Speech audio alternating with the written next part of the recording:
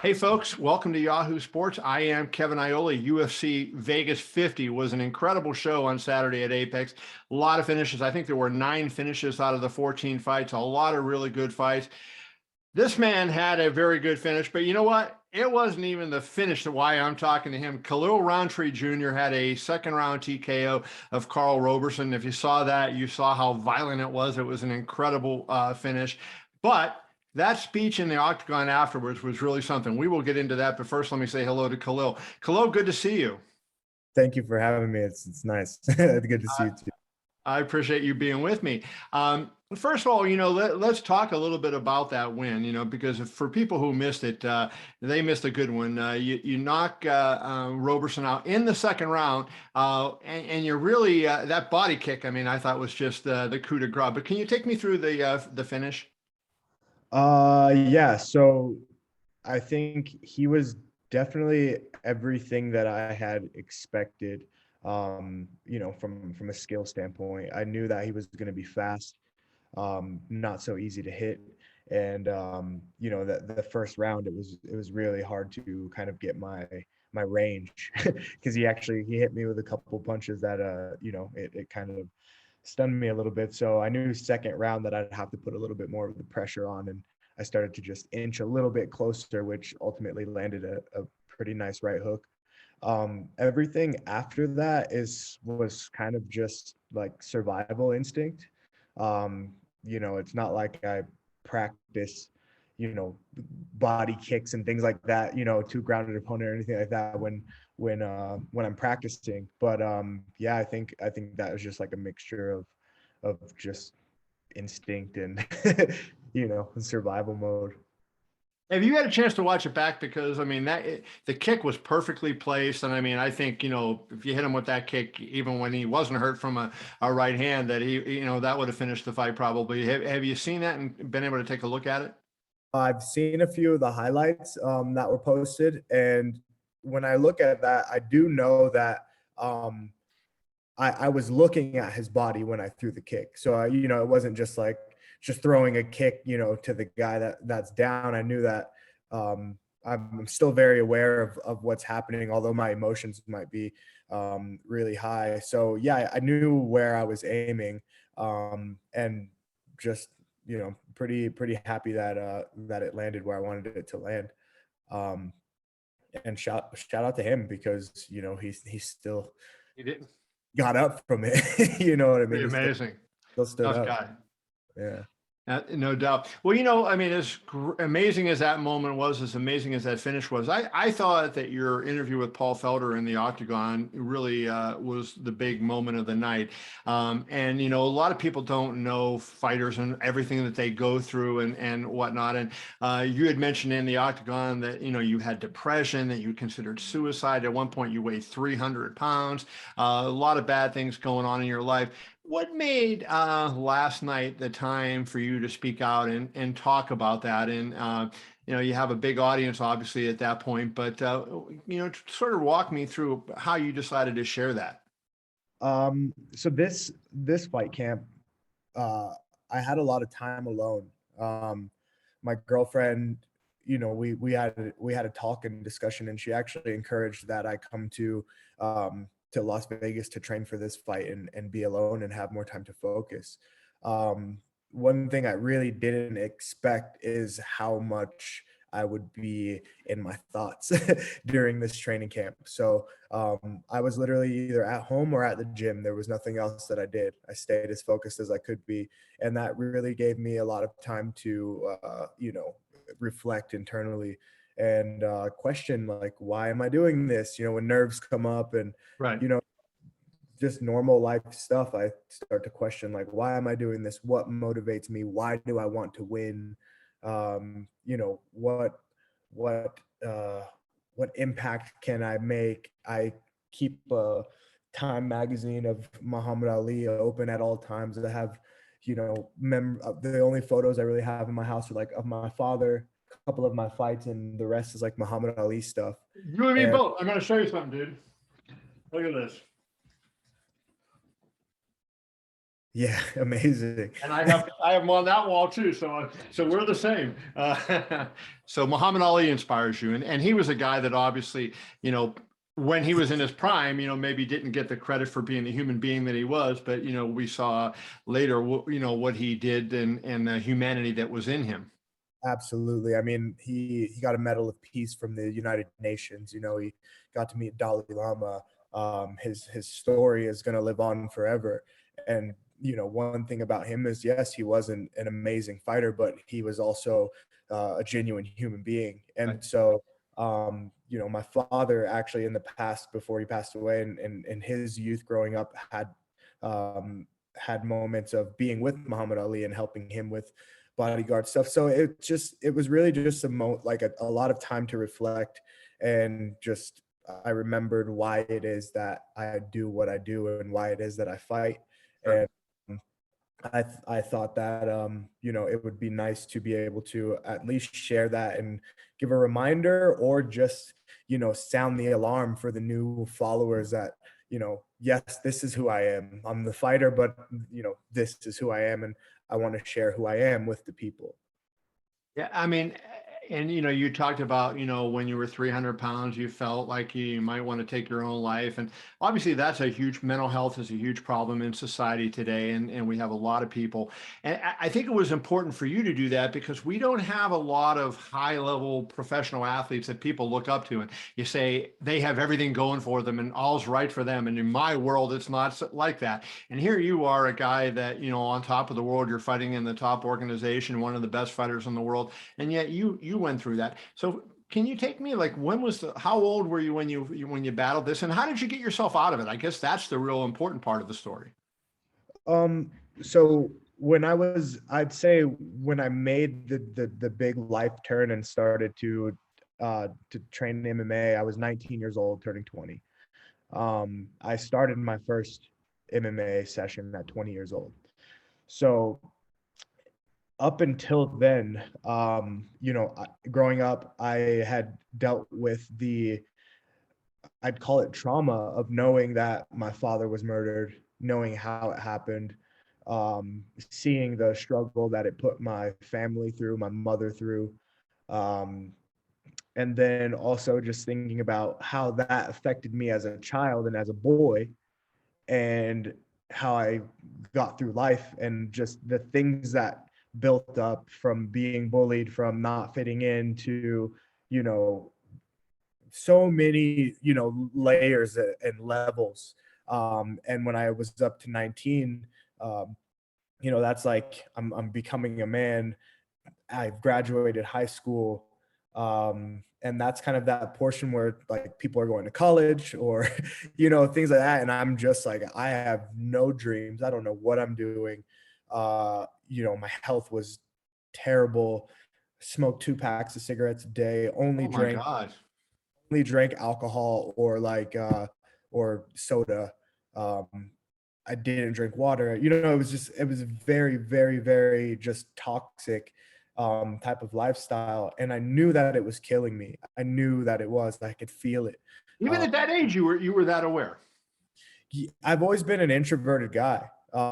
You know, I never really had a lot, like a big group of friends.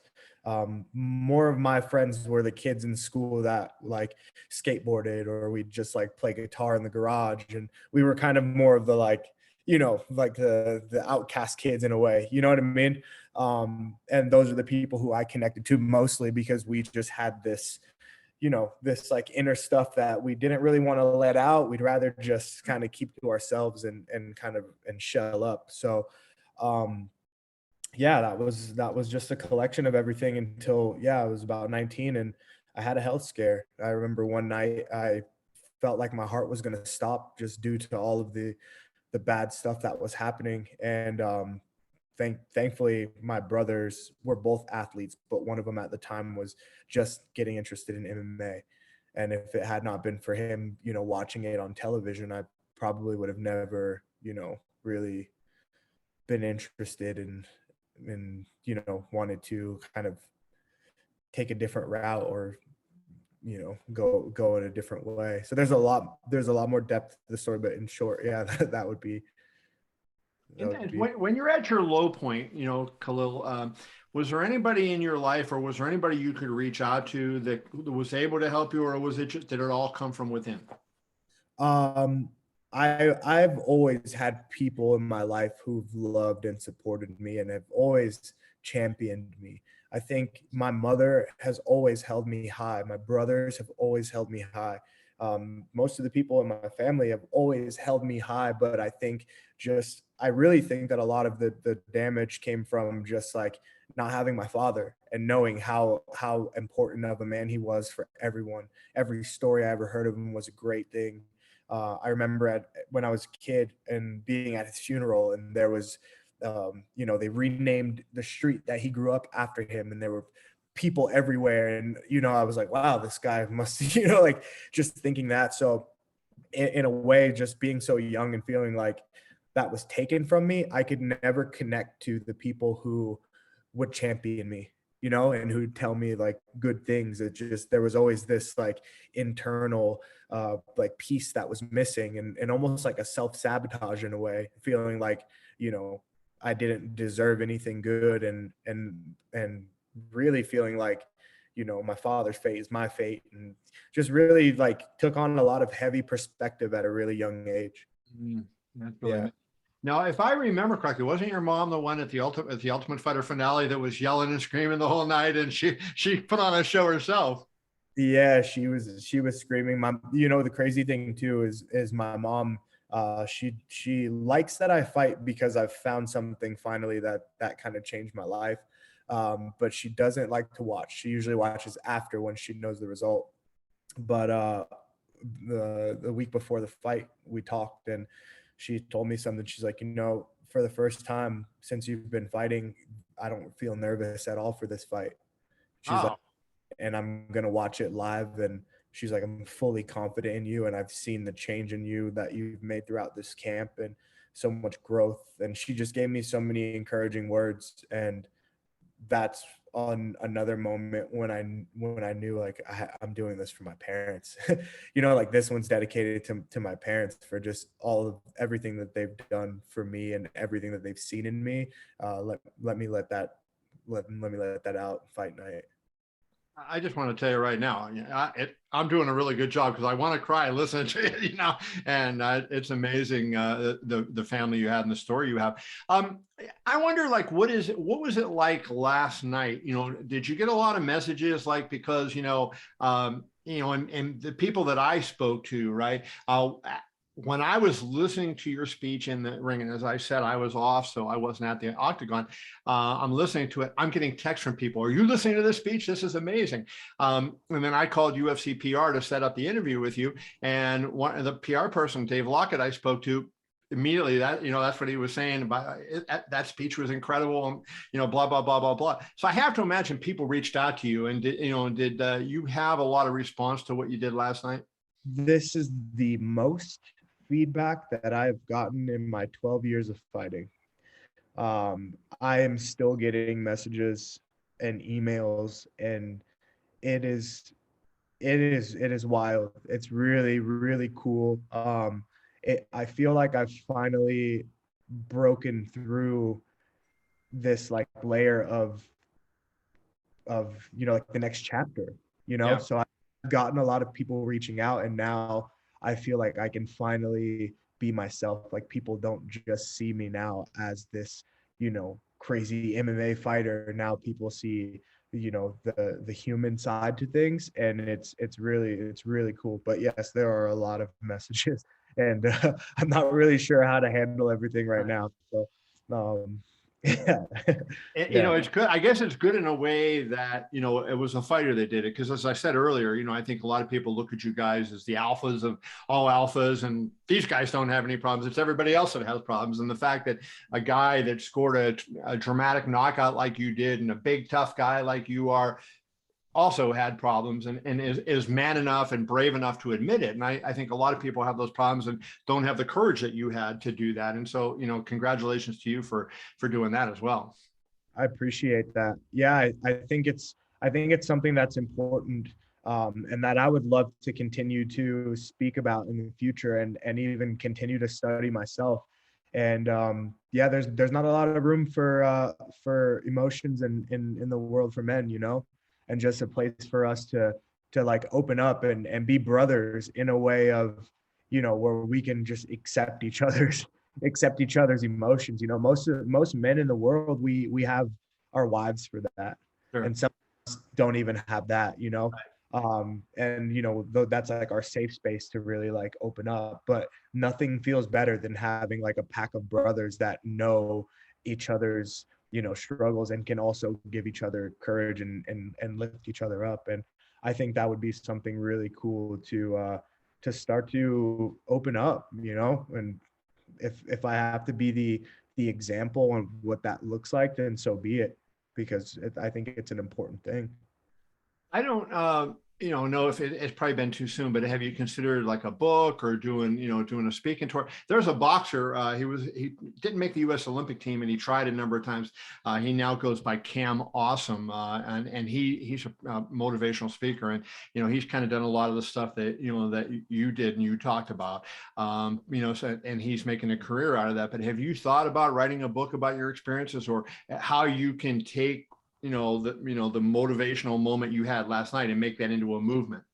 Absolutely. So for the last 2.5 years, I've been writing a story, and it's actually more of a graphic novel type of thing, because for someone like me, growing up, I didn't have any superheroes that I could look up to, or superheroes that looked like me that I could be like for Halloween, you know?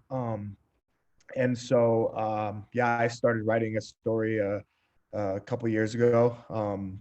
And I'd like it to be, a graphic novel, comic slash look. It could even, be an animated series, but something that I've been working on. And I've pitched it before, but I don't think that it was strong enough. So I'm going to continue to work on that, and I would love to share my story in that way. That'd be awesome. While I'm still fighting, because um, a little bit like how I mentioned before fighting, I was more creative. I played music growing up. I got a new instrument as much as I could and taught myself how to play them. And I loved, art class, and I took theater tech so I can build the sets of the theater and paint, ships and things like that. So I had more of like an artistic background. So at the moment, yeah, the way that I would really like to deliver it is through graphic novel of a character that resembles myself, but it's not 100% me. Sure. And that way it gives me some creative freedom to exaggerate some of the feelings that I've gone through and characterize them. And so, yeah, ultimately, while I'm still fighting, I think a graphic novel type of thing would be really cool.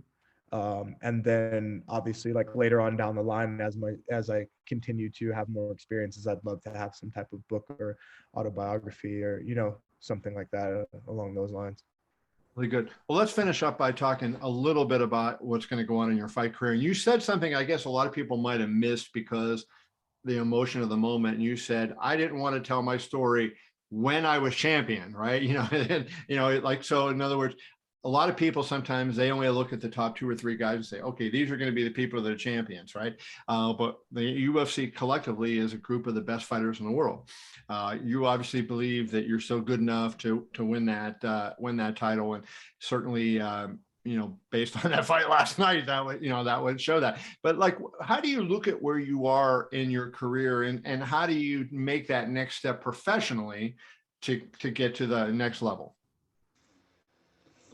Um, I'm not really sure how. And I think that that's why I wanted to open up last night on the microphone, because I really haven't known how, because in the past it's been, I always thought, okay, I have to win this fight and then people will listen, and I'll win this fight and then people will listen. Every time I win is when it seems like, the world is interested.